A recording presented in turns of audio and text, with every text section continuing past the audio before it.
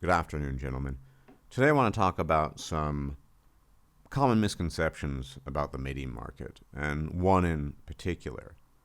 But before I get into the meat and drink of the video, I want to introduce the topic by making mention of a fairly recent podcast that one Eric Weinstein had on this podcast called The Portal. And he interviewed a woman who is a working agent for an organization called Seeking Arrangement. Some of you might know what Seeking Arrangement is. It is a sugar daddy, sugar baby type of business where young, attractive women register in search of sugar daddies, and likewise sugar daddies who are typically in their 40s, well established, look for sugar babies. And the main thrust of the conversation on the part of Eric Weinstein, the reason why he wanted to do it, was because he was looking at it from the angle of university tuition, which is to say that he was arguing that the main reason women were being driven to engage in sugar babyism, if you want to call it that, was because tuition rates are ridiculous. And no one's going to be in disagreement about the idea that tuition rates in the United States are ridiculous. We're talking about $50,000 a year for some private universities, oftentimes for a completely worthless degree. That's not the point. His point was that women were being driven into this quote-unquote profession of sugar babyism, if you want to call it a profession, I'm being generous here, because tuition is unaffordable. And so effectively, they don't have a choice, and so they have to do this. In his defense, and to his credit, Eric has on more than one occasion made the point, and he made the point during this discussion with the representative of Seeking Arrangement, that there's this notion of resources, an exchange of resources between men and women, and that fundamentally, although there's some distance between them, I'm paraphrasing, the difference between marriage and prostitution is not that great, in the sense that both are about the exchange of resources, in exchange for sex, and in the case of marriage, for access to sex and reproduction. And he made that point. They're not too far apart. And so he wasn't astounded by the existence of Seeking Arrangement. A couple of points here. I think where he erred, and a lot of people who have this interpretation err, is this idea that the majority of the so-called sugar babies are simply impoverished college students who desperately need money and therefore indulge in sugar babyism and engage with sugar daddies. That is, relationships, as he put it, that do not lead to long-term pair bonding and or marriage and kids. But I think things have changed quite a bit, and that these types of arrangements would exist with or without.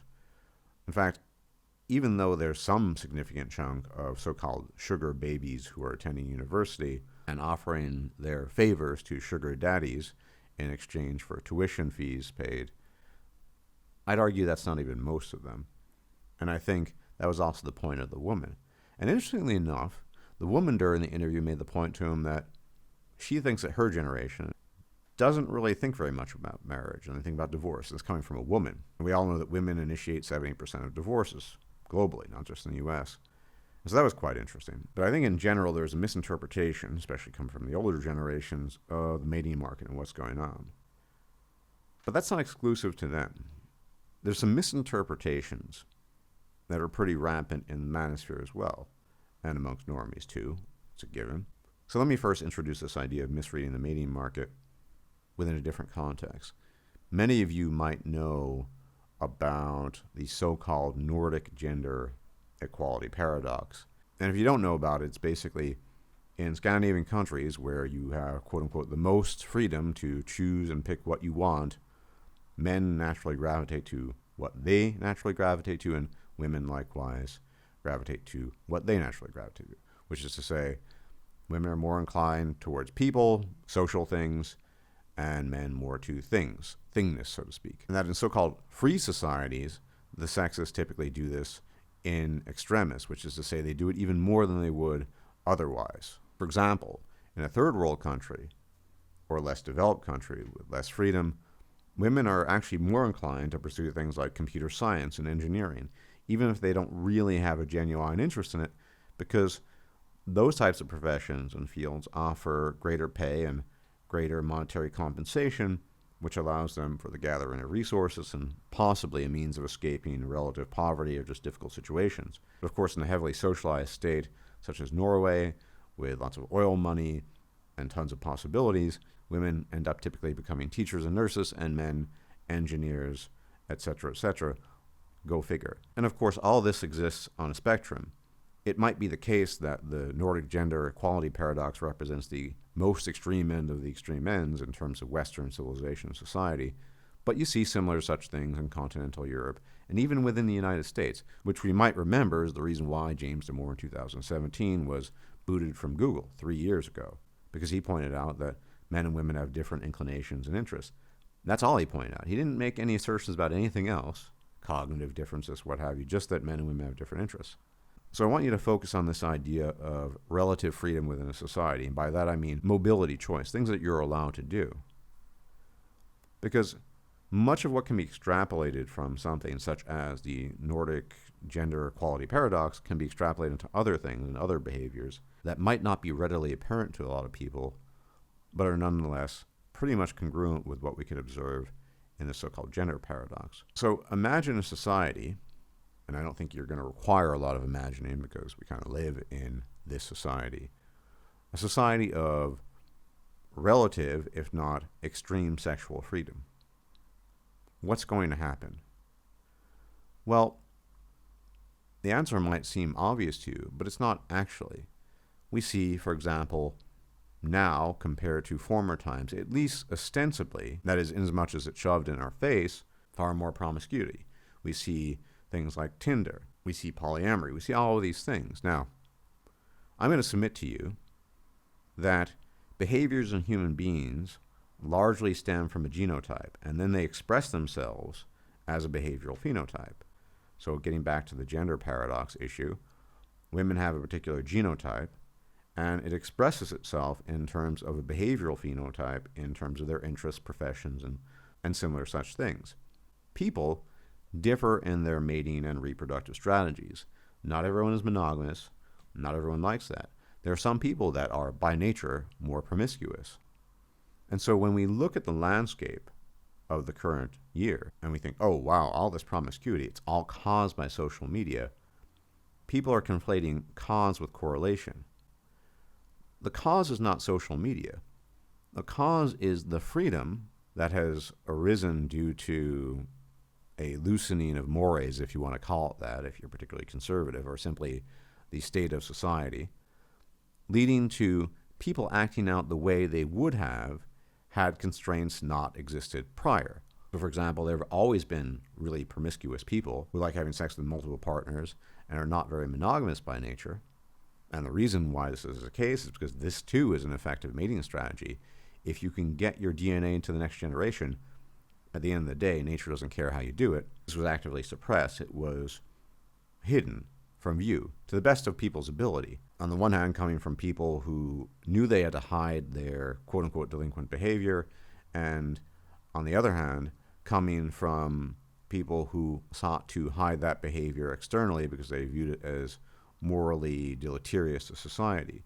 And I'm not here to debate the moral qualities of promiscuity or not. I'm just saying people have always been this way because it's a genotype that's expressed as a behavioral phenotype. It's just that in former times, it wasn't permitted. You could argue the same thing about homosexuality. People have always acknowledged that there was a percentage of the population that was gay, it just wasn't, quote-unquote, out of the closet. With things like promiscuity, it's quite similar.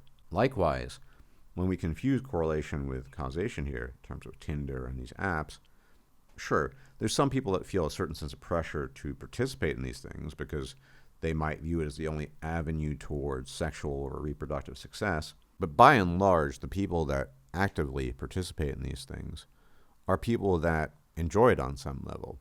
They enjoy promiscuity, they enjoy one-night stands. This is just how they work in terms of their sexual behavior. And it's largely based off of genotype. So getting back to the point of sugar babies and sugar daddies and seeking arrangement, I don't think a lot of these women are naturally averse to this type of arrangement or behavior. because the women who are averse to it probably wouldn't do it under any circumstances or very, very few circumstances. And I don't think times are that desperate or desperate enough such that women are forced into that. But here's an even more controversial thesis. As I explained, all behaviors are in part genetically informed. So if we look at the phenomenon of rampant single motherhood, people automatically assume it's a social problem. But they're kind of looking at the problem in a bit of a lopsided manner, which is to say, as I said before, sure, in former times, this type of behavior was discouraged. It was frowned upon. People didn't like it. They didn't want people to engage in it. And to the extent that it did occur, it was kept hush-hush. So there certainly is a social factor here. But where people don't make the right connection is the fact that when you reproduce, you're actually passing on your genes. And that has an impact. Which in short is to say, promiscuous mothers who want to have children at a very young age, such as teenage motherhood, and who are willing to engage with a type of men who lend themselves to single motherhood situations, produce daughters who are more inclined towards that. And it's only partially mediated by the social environment. Sure, there's some factor there. But again, the genotype of people dictates largely what kind of sexual behavior they're going to prefer, the fetishes they have, and most importantly, what kind of strategy they're going to pursue. Remember, in the game of nature, it's only about passing on your genes. And so a single mother is a winner in this sense. She is reproduced and she has her offspring. And the reason why you see this pattern replicate itself down the generations is not because of the social environment, but because the genes that are producing a phenotype of short-term reproductive strategy as a successful model, and it is, will be passed on to the daughters, which is why you see stats of daughters of single mothers following similar patterns. They too have children when they're teenagers, or they too frequently end up as single mothers. And then we have to take into account the genes of the father. In all the literature I've looked at, it's never entirely clear if a division between the type of single motherhood that emerges, say the result of an unfortunate divorce, versus women actively seeking out certain types of partners who leave them and then subsequently are left on their own to raise the children. I would submit to you that in quote-unquote normal families, I would hypothesize that even with divorce, the outcomes of the children, assuming the parents had pair bonded and wasn't fundamentally a single parent and or single mother household, are probably a lot better than the other types of outcomes where the reproductive strategy was fundamentally different. And this is something I think that should be studied in great depth, because ultimately, when you allow for maximum freedom, and I think our societies today in the West are largely free. As long as you're capable and can afford it, you can kind of do what you want. You're going to see all kinds of behaviors represented that are portrayed as social, and are mediated largely socially, supposedly. But in reality, they are phenotypical behaviors produced by a genotype. The reason why you see all this delinquent behavior in the case of single motherhood is because the reproductive strategy behind single motherhood is quite different from the long-term pair bonding strategy. And that's not to say that single motherhood is good for society. It's not. And it's not to say that single motherhood should be encouraged. It shouldn't. It's just to say that we need to draw a fine line between what is actually socially mediated and what's really occurring at the level of our genes and our biology. People are different and they have different reproductive strategies. And just because nature calls you a winner because you had a kid when you're 16 doesn't mean in terms of civilization and greater society that it's beneficial. It's not. But the general misreading I'm talking about is looking at all kinds of behaviors we bear witness to in society, whether it's inclinations towards certain professions, whether it's range of interests, and indeed whether it's sexual behaviors, reproductive strategies, and we have to realize that it cuts across the board. So again, with the gender Nordic equality paradox, pretty much seeing the same thing across the board. Where there is freedom and mobility, people are going to behave as they're naturally inclined to. Remember, the types of men that single mothers are having sex with and reproducing with are not exactly the most upstanding citizens in the world. So the father is contributing his genes and the mother is, and because of that, you're going to end up with a social phenotype based on genotype that is going to be markedly different. And in terms of reproductive success, of course, is not a bad thing, but in terms of the large-scale social consequences, indeed is. So again, I'm not condoning single motherhood. I'm explaining that the patterns we're bearing witness to, whether it's in the dating market, the mating market, and general reproductive strategy, that they are actually being misinterpreted by people at large as being pushed and pulled largely by social forces, when the social forces are simply just a cap on the bottle, so to speak. If you put the cap on the bottle, the water and the soda might not escape, but it doesn't change the fact that there's water and soda in the bottle to begin with. Anyway, gentlemen, please, if you can, share this video, hit the subscribe button, and hit the bell icon because people are not being notified. And if I'm still alive, I'll check you out later. As always, may the gods watch over you, and you enjoy your weekend. Take care. If you liked this video, please like, share, and subscribe. And if you enjoy my content, please consider making a donation or becoming a patron. Thanks for watching.